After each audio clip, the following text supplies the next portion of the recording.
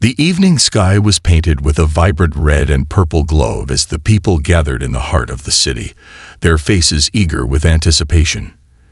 It was a time of celebration. Humanity had survived great struggles, and now they were on the brink of something extraordinary. For centuries, they had fought against darkness, war, and disease.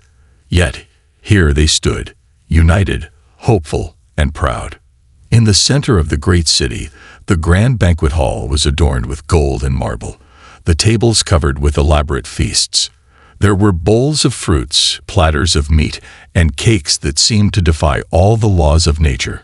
But above all, it was the wine that stood at the center of attention, long celebrated as a symbol of unity and peace.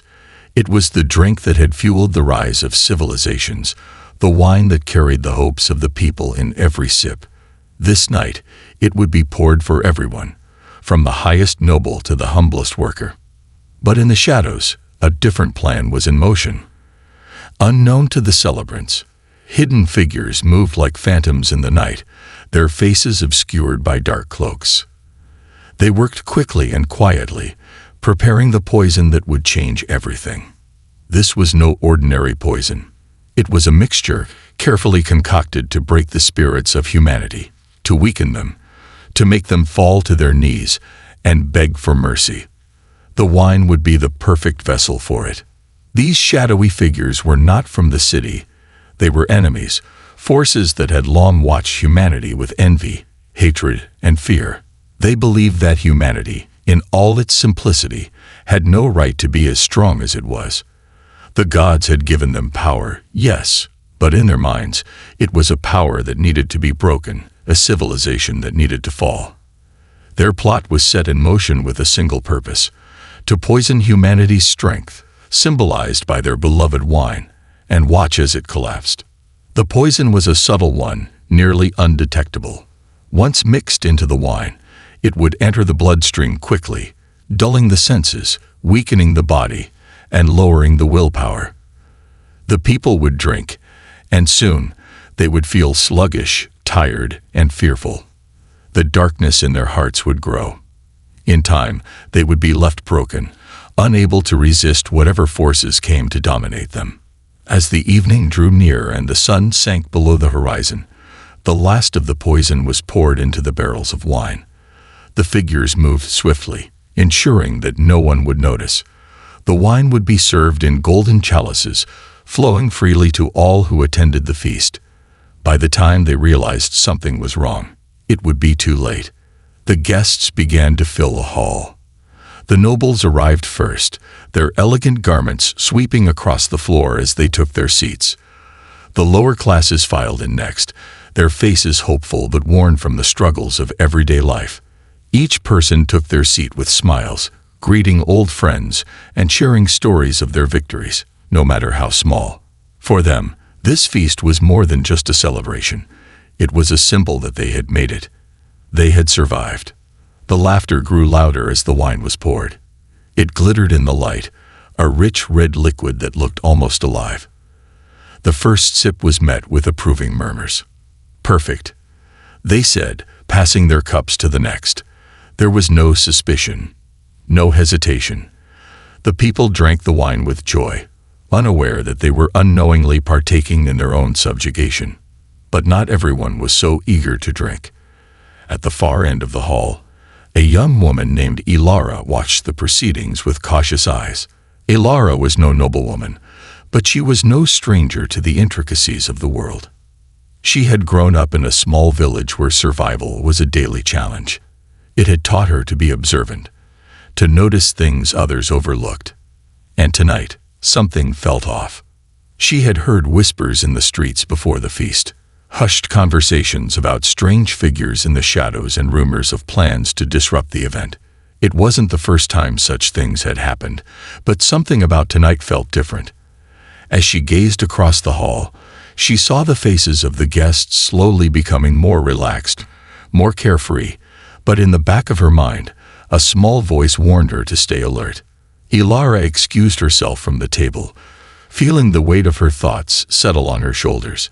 She quietly moved toward the back of the hall, where servants were still preparing food and drink. Her sharp eyes scanned the tables, and that's when she noticed the slight shimmer on the surface of the wine. It was subtle, almost invisible, but Ilara's instincts told her that it wasn't right. The wine wasn't just wine. With a quick glance over her shoulder to ensure no one was watching, Ilara grabbed a small vial from her pouch, one she always carried with her in case of emergencies. She dipped the tip of the vial into the wine and quickly sealed it again. Her heart raced as she moved to the back of the hall, where a trusted old friend, a healer named Jorik, was waiting. He had taught her everything she knew about the workings of poisons and antidotes. "Jorik," she whispered urgently, "I need you to test this. Now." Jorik raised an eyebrow, but didn't question her. He quickly uncorked the vial and poured the contents into a small glass tube. He stared at the liquid for a moment, his face growing pale. "Ilara," he said, his voice steady but with a tremor of concern, "this is poison. Stronger than anything I've ever seen. It's designed to break the spirit, not just the body. Whoever did this wants humanity to fall, not just physically, but mentally." Ilara's stomach twisted. She had feared it. She had feared that someone would try to destroy the strength of the people, to crush them when they were at their most hopeful. The poison wasn't just about killing. It was about making them weak, making them give up on everything they had worked so hard to achieve. It was a psychological weapon, one that would break them from the inside out. "Jorik, we have to warn them," Ilara said urgently. "We need to stop them before it's too late." Jorik nodded. "But how do we stop it? The wine has already been served. It's in their veins already." Ilara's mind raced. She knew that there had to be something they could do. She couldn't let this celebration, this moment of unity, be twisted into something dark. She had to act, and she had to act quickly. At the same moment, the first signs of the poison began to show. A man near the center of the hall collapsed suddenly, his body twitching before he fell into unconsciousness. Others followed suit, their faces pale and confused as the effects of the poison began to take hold. Whispers of fear spread through the hall as people started to realize something was wrong. But the poison had not done what it was meant to. While some felt its effects, others, the stronger ones, began to fight back. It was as though the poison wasn't as effective as the poisoners had hoped. Humanity, it seemed, had something else inside them, something they couldn't account for. Something deep within their hearts refused to let them fall. Ilara watched as the people in the hall, despite their growing weakness, began to rally together. They didn't panic. They didn't scream. They simply began to help one another, to act in solidarity. Ilara's heart swelled with a strange sense of hope. Perhaps humanity was stronger than the poison after all. Perhaps they had been prepared for something far greater than this. But the enemy wasn't finished. They watched from the shadows, seeing that their plan had not gone as expected. They had underestimated the resilience of humanity. They had no idea that humanity's strength wasn't just in their bodies, it was in their hearts. And that, as the world would soon learn, was something that no poison could ever break. The hall was in chaos. The laughter and celebration that had filled the air moments before were now replaced with gasps of confusion and panic. People stumbled, their faces pale as the poison began to take its toll.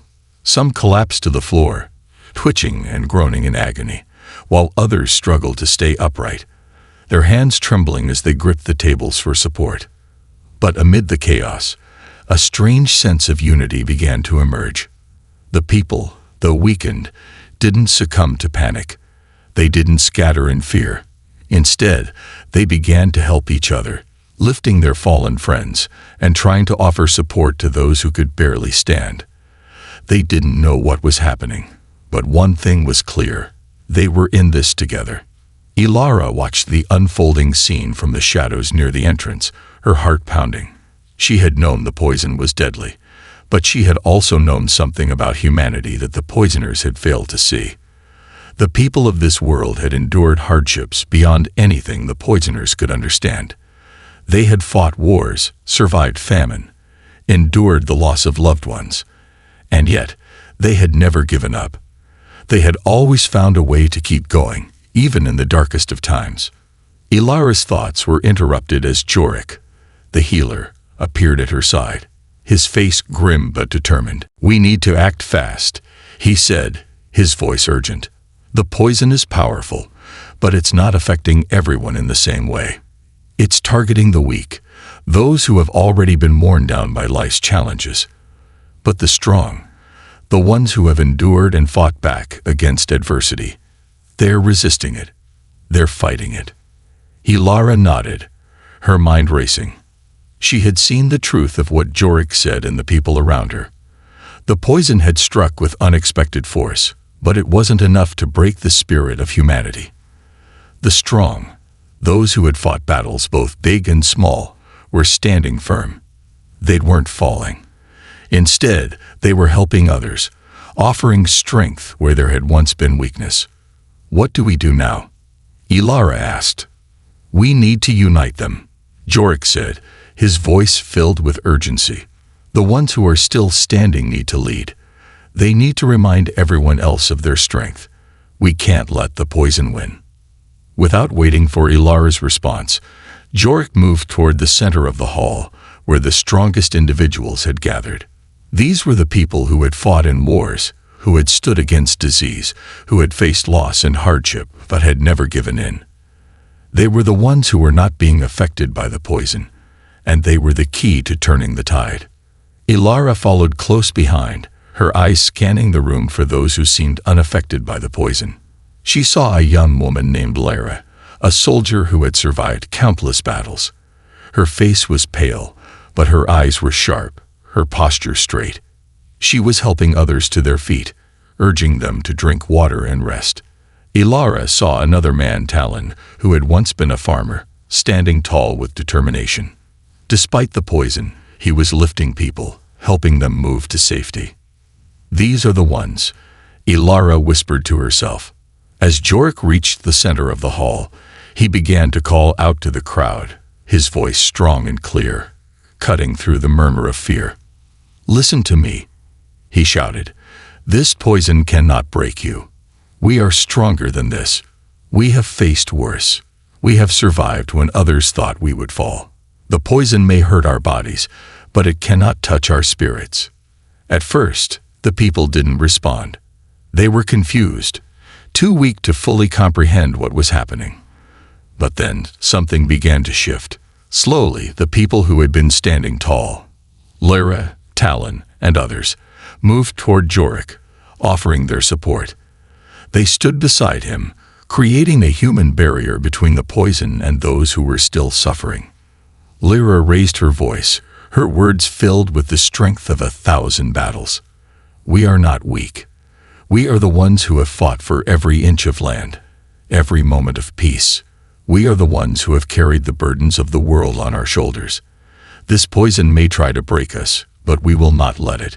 We have always survived, and we always will." The words hit like a wave, washing over the crowd.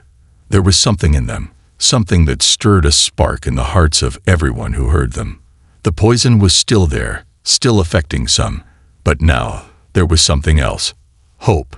The people began to stir, to rise from their weakened states, as if the very words of the strong were healing them. The air seemed to grow lighter, the poison beginning to lose its grip. Ilara, watching from the edge of the crowd, felt her heart swell. This was the moment she had been waiting for. Humanity had always been capable of so much more than anyone had realized. The strength wasn't just in the warriors and survivors, it was in everyone. It was in the way people cared for each other, in the way they rose after every fall, in the way they refused to give in to fear. "We will not fall," Lara continued, her voice now carrying the weight of every battle ever fought. "We are humanity. We are not just our bodies, our strength, or our blood. We are what we stand for, what we believe in. And we believe in each other. This poison may weaken us, but it will never defeat us, not when we stand together."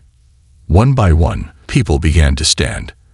At first, it was slow, trembling steps as they fought against the poison in their veins.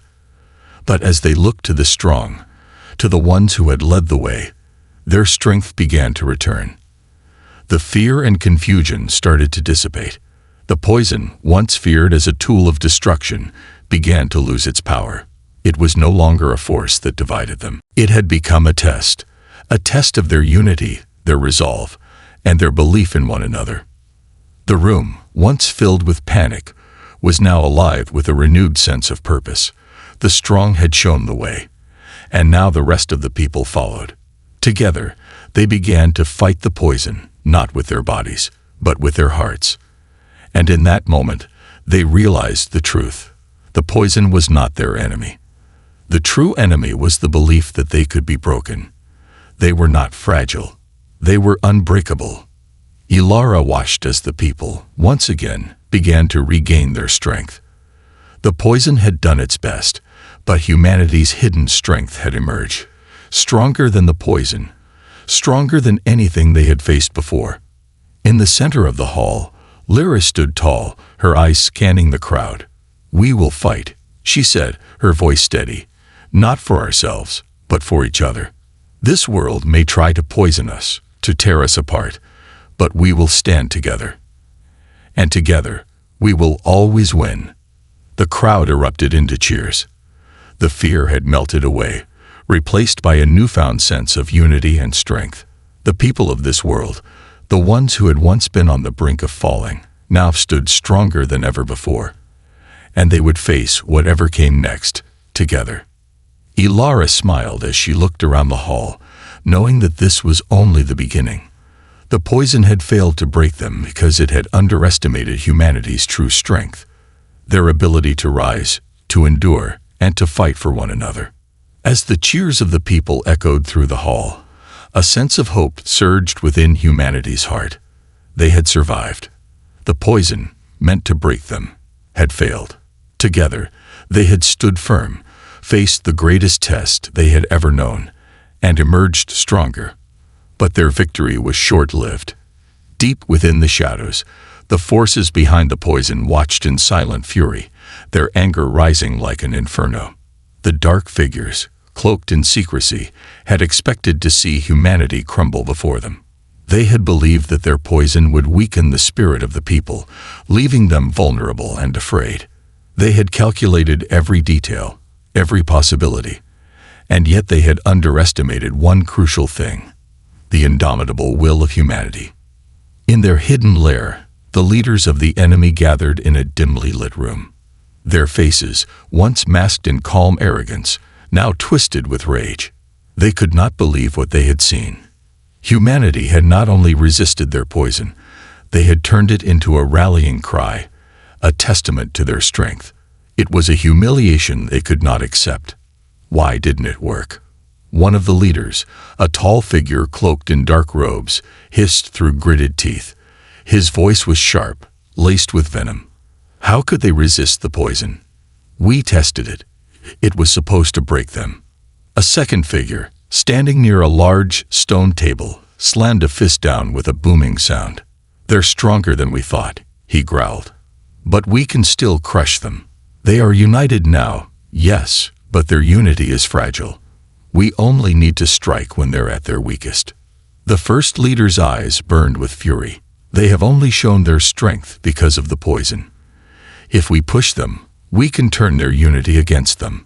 We must remind them that they are nothing but fragile mortals, easily broken. His lips curled into a cruel smile. They will learn their place. The leader turned to his dark lieutenant, a tall figure whose eyes gleamed with malice. "Prepare the next phase," he ordered. "We will strike now, before they have time to heal. This time, they will know true fear." In the heart of the hall, Ilara, Jorik, and the others who had stood firm in the face of the poison's effects were still organizing the crowd. The air was filled with the hum of renewed hope, but Ilara could feel it. An unsettling tension, an undercurrent of fear that she could not shake. It was the calm before the storm. She knew that their victory was not the end. The forces behind the poison would not allow them to stand unchallenged for long. "Something's coming," she murmured to Jorik, who was standing beside her, overseeing the movement of the crowd. His brow furrowed in response, and he glanced nervously around the hall. He could feel it too. It was the quiet that always came before a battle. "We're not done yet," he said, his voice low. "This victory was only temporary. They will come for us. They'll find a way to break us." Ilara's eyes narrowed as she scanned the room. Her thoughts were interrupted when a sudden, violent tremor shook the ground beneath their feet. The noise was deafening. An earthquake. "What is happening?" Jorik shouted over the noise. "I don't know," Ilara replied, but a sense of dread had settled deep within her heart. This wasn't an earthquake. This was something else. Something far worse. Then, through the trembling walls, came a voice. A deep, guttural voice that filled the hall and reverberated in the very bones of those who heard it. "Foolish mortals," the voice boomed, making the ground shake even harder. "You thought you could survive. You thought you could defy us." Ilara's eyes widened in recognition. This wasn't just the voice of an enemy. It was the voice of something much darker. She had heard tales of such beings, ancient forces that lived beyond the realms of time. They were powerful, vengeful, and merciless, and they had come to exact their revenge. The hall fell silent as the voice continued. "Your victory is meaningless. Your unity is a fleeting illusion. We will crush you, break you, and remind you of your place. The poison was just the beginning. Now you will face true destruction." The ground trembled again, and the walls began to crack. Ilara could see it now. Figures emerging from the shadows, tall, monstrous shapes that seemed to take form out of the very darkness. These were no mere soldiers or warriors. They were something far more terrifying. They were the embodiment of destruction itself. Jorik stepped forward, his eyes blazing with determination. "We will fight," he said, his voice steady despite the terror that gripped them all. "We've faced worse than this. We won't give in." But even as he spoke, Ilara could see the truth in his eyes. These were not just enemies. They were ancient forces, older than the land itself, and they were not here to negotiate. They were here to destroy. Humanity had won the battle against the poison, but now they were facing something far more dangerous.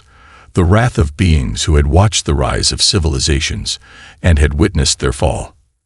As the enemy's forces began to advance, Ilara felt the weight of the situation crash down on her. The people were still recovering from the poison. Their strength was not fully restored. Their unity was strong, but how long would it last when they faced such overwhelming power? "We need to rally the others," Ilara said to Jorik, her voice filled with urgency. "We have to stand together, now more than ever." Jorik nodded, his face grim. "I'll do what I can. We need to find those who are still strong, those who can fight. The rest need to be protected." The enemies continued to move closer, their dark forms gliding through the hall with an unnatural, terrifying grace. The people, still disoriented and weak from the poison, began to back away in fear. Some tried to run, but their way was blocked by the advancing figures. Then, from the corner of the hall, a familiar face appeared. Lyra, the soldier who had led the resistance against the poison. Her eyes were fierce, her posture unwavering. Behind her were others. Talon, the farmer who had fought for his land, and several other strong individuals who had resisted the poison. "We won't run," Lyra said, her voice filled with steel. "We will fight. Humanity doesn't run from its enemies. We face them head-on." Ilara felt a surge of hope. The strong were gathering. They were ready. Together, they would stand against the ancient forces. They had no choice. This was the moment when humanity would either rise or fall. But the enemy was closing in. They had no time to waste. As the monstrous figures advanced, their eyes glowing with an eerie light, Ilara turned to face the crowd. "Gather yourselves," she shouted. "We are humanity. We have faced impossible odds before, and we will do it again. We stand together, and we will not let them break us." The people, though weak and battered, began to rally.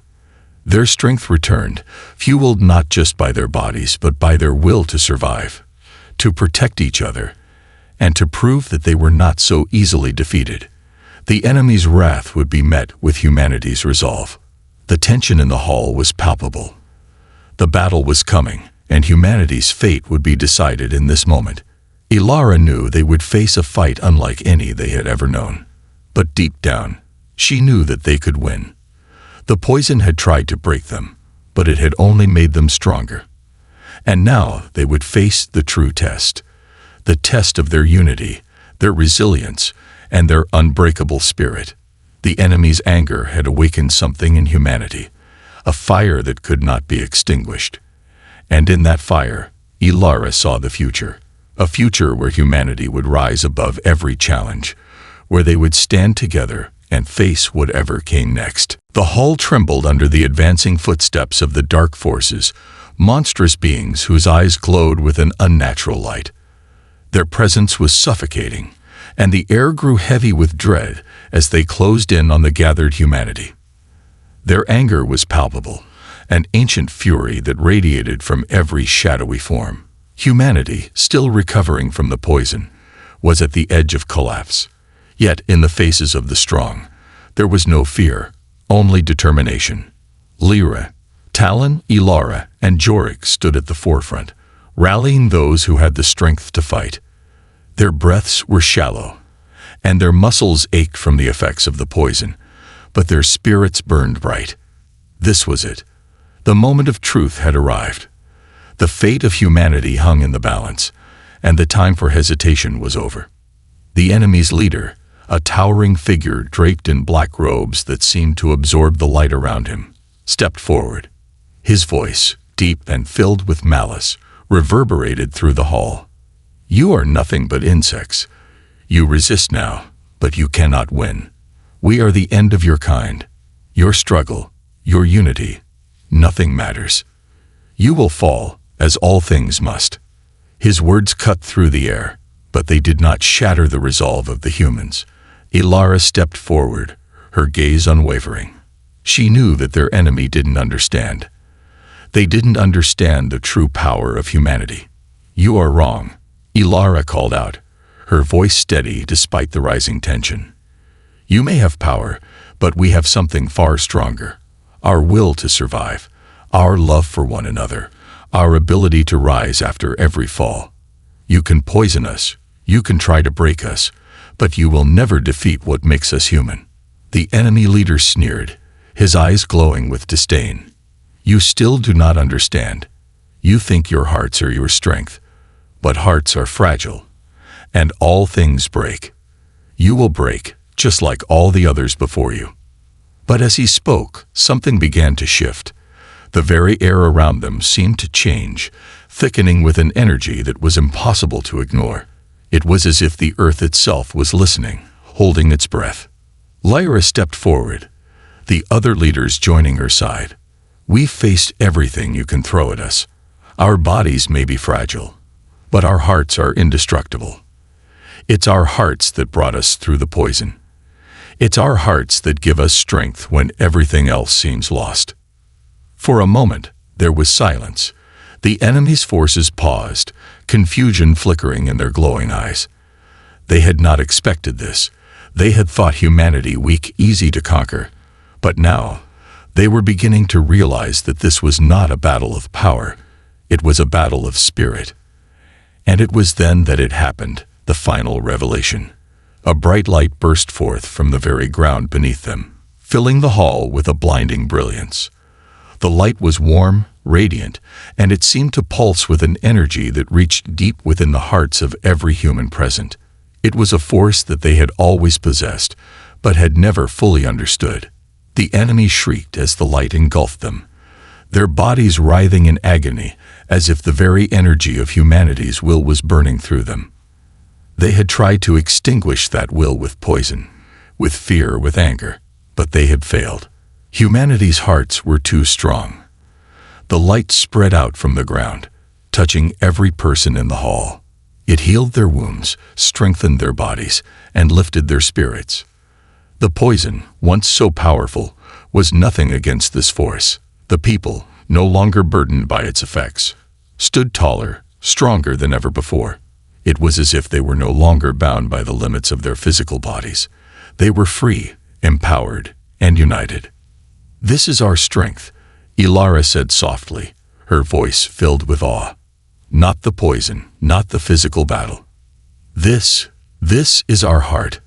This is what makes us unstoppable." The dark forces, their monstrous forms now flickering and weakening under the brilliance of the light, began to falter. They tried to retreat, but the lights surrounded them, closing in until there was nowhere left for them to run. They had thought they could break humanity, but they had underestimated the power of unity, love, and resilience. The leader of the dark forces, once so certain of his victory, now fell to his knees, his glowing eyes dimming as the light consumed him. "Impossible," he rasped, his voice barely audible. How could you?" But his words were lost as the light grew even brighter, engulfing him and his forces entirely. And then, in an instant, it was over. The hall was still. The trembling of the earth ceased. The dark forces, the source of the terror, had been vanquished. In their place, there was only the warm glow of the light, a symbol of humanity's victory. The people stood together, breathing in the air of triumph. They had faced the greatest challenge of their lives, and they had prevailed, not through strength alone, but through the power of their hearts. Ilara, Lyra, Jorik, and Talon looked at one another, their eyes filled with awe and gratitude. They had led humanity through the darkness, but it was humanity's collective strength that had won the day. And then, from the depths of their hearts, came the understanding. The light was not just a force outside of them. It was within them all along. It had always been there, waiting to be awakened. It was the strength of every human heart, every person who had ever fought for something greater than themselves. It was the essence of what it meant to be human. The people, once divided by fear, now stood united in peace. They had faced their darkest hour, and they had come through it together. They had proven that no matter how powerful the enemy, no matter how dark the night, humanity's will to survive, to protect, and to love was stronger than anything that could ever threaten them. As the last of the dark forces disappeared, the people began to celebrate, not just their victory over the enemies who had sought to destroy them, but the realization of their own strength. They knew now that they were capable of far more than they had ever imagined. They were not just survivors, they were warriors of the heart, and their spirit could never be broken. The celebration that followed was not just of a physical victory. It was a celebration of the human spirit, of the strength, resilience, and unity that had carried them through their darkest days.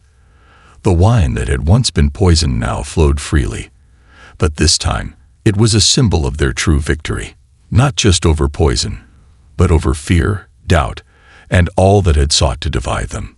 And in that moment, as the stars above shone brighter than ever before, humanity knew that they were ready for whatever the future held. Together, they would face it all, with unwavering strength, unbreakable hearts, and an unyielding belief in one another.